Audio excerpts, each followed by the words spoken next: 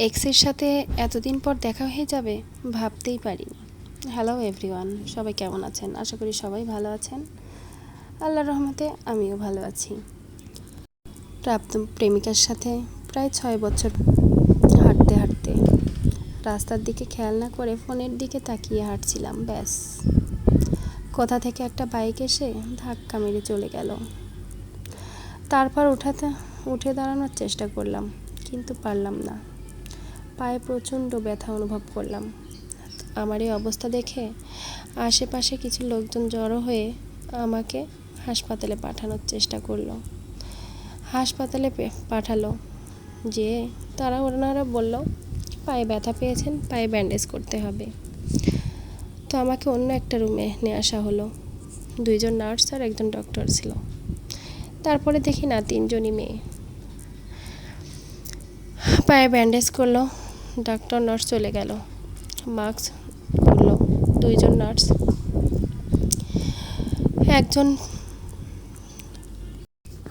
তারপর যখন আর একটা ডক্টর আসলো, ডক্টরটা সবাইকে এসে বলল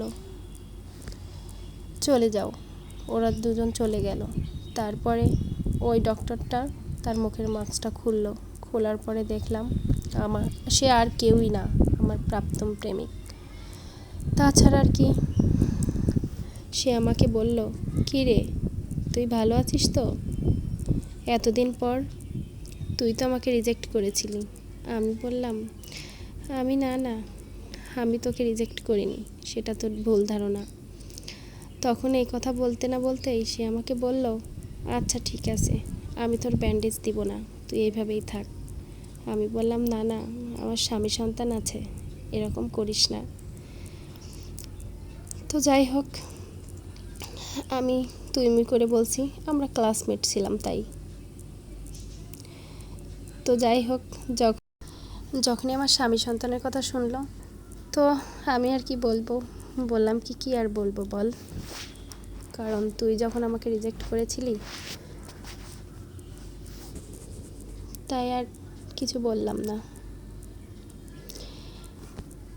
সে এখন ডক্টর আর আমি সেইখানেই পড়ে আছি। তার অনেক পরিবর্তন, অনেক অনেক অনেক পরিবর্তন। আমি পড়াশোনা শেষ করে আমি কয়েক বছর চাকরি করেছি, আরও ডক্টর হয়েছে, আর এখন আমি বিজনেস করি। কি আর করব বলেন। আর ওর তো ডক্টর হয়েছে, আর আমার ছোট ভাই আছে। আমরা 2 ভাই বোন মিলেই একটা বিজনেস করি। আর আমাদের পরিবারে বাবা মা, 2 ভাই আর আমি নিয়ে একটা আমাদের পরিবার। তো আমি এই যে দেখুন, সেমাই রান্না করতেছি, বিস্কিট খাচ্ছি, আবার আপনাদের সঙ্গে গল্পও করছি। তবে গল্পটা কেমন লাগছে অবশ্যই জানাবেন। তো যাই হোক, আমি হসপিটাল থেকে রিলিজ নিয়ে বাড়িতে আসলাম।